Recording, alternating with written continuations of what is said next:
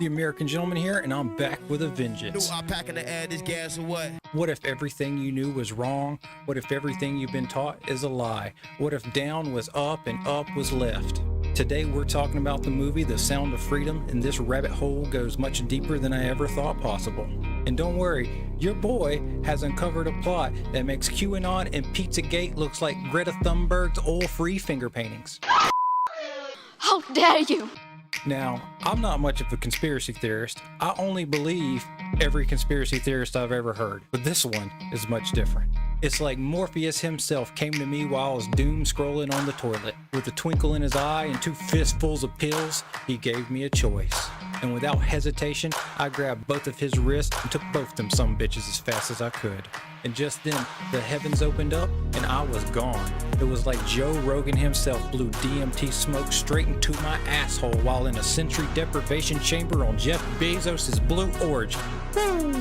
When I awoke, I found Morpheus' hidden stash, and instead of selling it to you like the greedy capitalist I am, I'm decided I'm gonna mainline it straight into your veins this time you get the truth. Now before I tie the tourniquet around your arm, there's a few things you need to know. Disclaimer, my dad said I should put in a disclaimer, and he's probably right. I'm a conservative Christian, and I stand with the victims of trafficking. As soon as this movie came out, the left unjustifiably attacked this movie, and that is very, very sad. But right now, this is not what we're talking about. We're not talking about the contents of the movie. We're talking about the people who make, okay? I love you guys. Back to the video. Let's start by what you already know, and then we'll move into things that you will have never guessed in a million years. So you're gonna have to stay tuned. I've never found a single video addressing this issue. Let's begin. On the 4th of July of 2023, while everyone in San Francisco was showing their penises off to kids, Angel Studios released a movie called The Sound of Freedom, starring Jim Caviezel, the same actor who played Jesus in The Passion of the Christ. In this based on a true story movie, Caviezel plays a federal agent from the Department of Homeland Security named Tim Ballard, who quit his job to embark on a dangerous mission through the jungles of Colombia to save children from human trafficking in Operation Underground Railroad. But little do people know, Angel Studios did not make this movie. The film was finished in 2018 by 20th Century Fox, but after the company's merger with Disney, it was shelved, never to see the light of day again, until years later, a company called Angel Studios bought the rights to this film and took it as their own. What is Angel Studios, you might ask? Angel Studios is an entertainment organization that released faith-based content to its mostly Christian audience. They even have a platform called VidAngel to where you can take all the cursing, drugs, violence, and sex out of your favorite movies. This is a popular tool for lukewarm Christians who still want to keep up with their favorite shows like The Icon and Game of Thrones without having to worry about their pesky conscience. They also make a record-breaking TV series called The Chosen about the life and ministry of Jesus Christ. And they managed to crowdsource a whopping $37 million for the first 2 seasons with 314 million viewers. So basically, this type of company seems like a Christian's wet dream.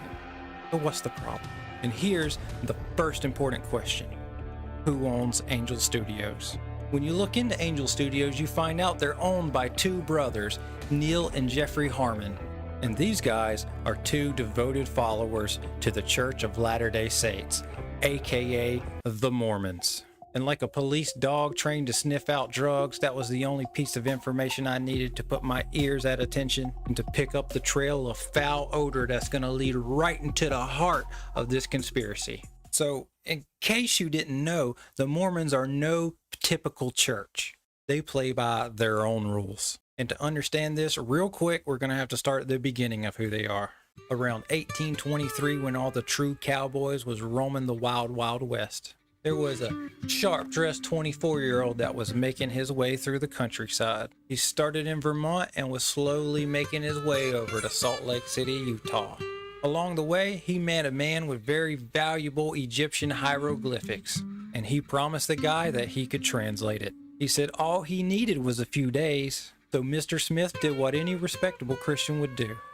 He stole it and moved far, far away from his ops. And this wasn't the first or the last person that he'd scam along the way.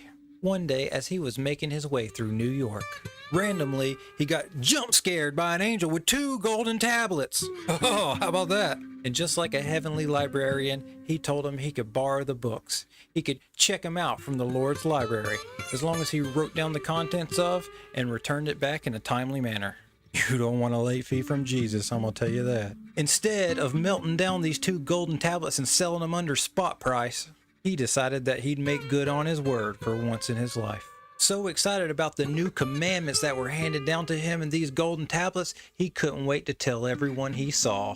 And now, with the whole town curious about God's new revelation to man, he laid it on them, brother.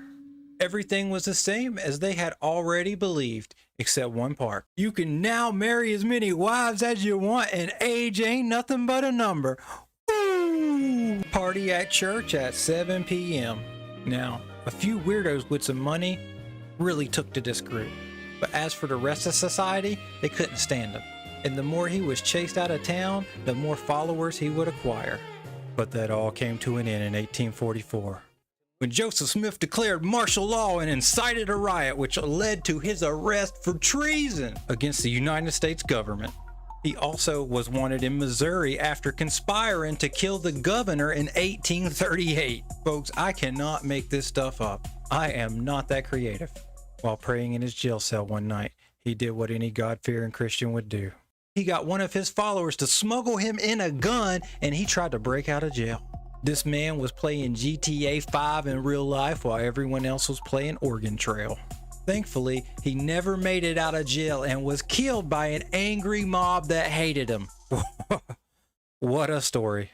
So, let's fast forward to the Mormons today, because yeah, they're still out there. And they're bigger than you think. Mormons, get this, Mormons now have an investment portfolio of over $100 billion. Billion with a B. This is one of the largest investment portfolios of all time. How? They even have $46.2 billion in the stock market right now. They have $669 million in Meta, Facebook. $682 million in Johnson & Johnson, $710 million in MasterCard, $720 million in Nvidia, $808 million in Exxon, $967 million in Amazon, and I can keep on going and going and going. These people have FU money. Hell, the Bill and Melinda Gates Foundation, which at one time he was the richest man in the world, they only have $69 billion in an investment portfolio.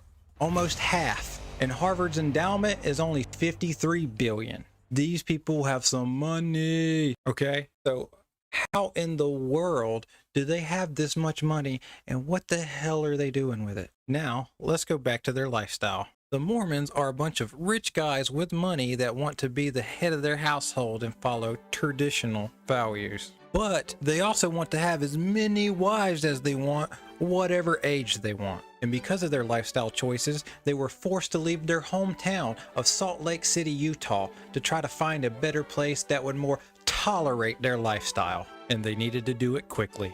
So they decided to move to Mexico. So they loaded up all their possessions and their underage wives, and they headed down south. Yeehaw! To a more laid-back place with no laws. And it's not because of White Claws. I don't know if you're following, so let's recap. The Mormons are a group of super elite rich men that, in order to circumvent the American justice system, they have smuggled their undocumented underage brides across the border into Mexico into a fortified compound in which they cannot escape. Okay, are you hearing this? Are you hearing this? Then, once they get trafficked into Mexico, then the Mexicans have been breaking into their fortified compound and taking all of their women and then selling them on the streets for pennies on the dollar. So not only do they get trafficked once, but a lot of them are getting trafficked a second time. So much so that the Mormons had to start taking up arms with fully automatic machine guns and started what Vice News calls the Mexican Mormon War.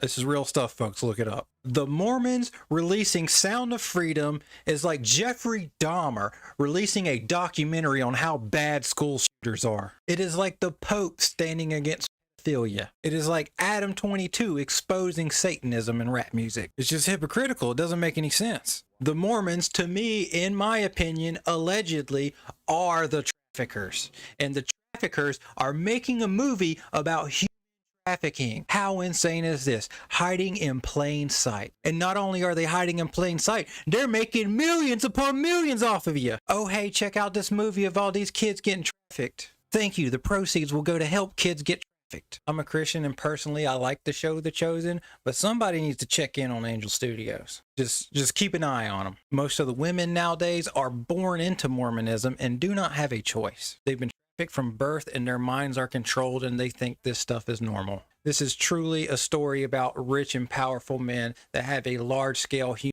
trafficking ring that also want to bring awareness to the evils of human trafficking. Are you with me? What world do we live? What planet am I on? Nowadays, you can't trust anything you see. You can't trust no organization. And these people have been hiding in plain sight until today. Now I am sending you off with a mission to share this video and to share the light with as many people as you can find. Please like, share, and subscribe. And I want to know your comments down below. Do you think that the Church of LDS is the way, the truth, and the light? Or do you think there's something much sinister under the surface? Do you think Joseph Smith was a great religious leader? Or did he set in motion a plan of slavery for generations to come? And is all that investment money normal? Or is that a red flag that shouldn't be ignored? And as always, if you don't remember one thing from this video, I want you to remember this. Don't forget to be good on your way to becoming great. And I know you're becoming great. I love you and see you soon. God bless. F you, Louis V and Gucci. I burn the block down before I wear it. Thought you was a man, why you need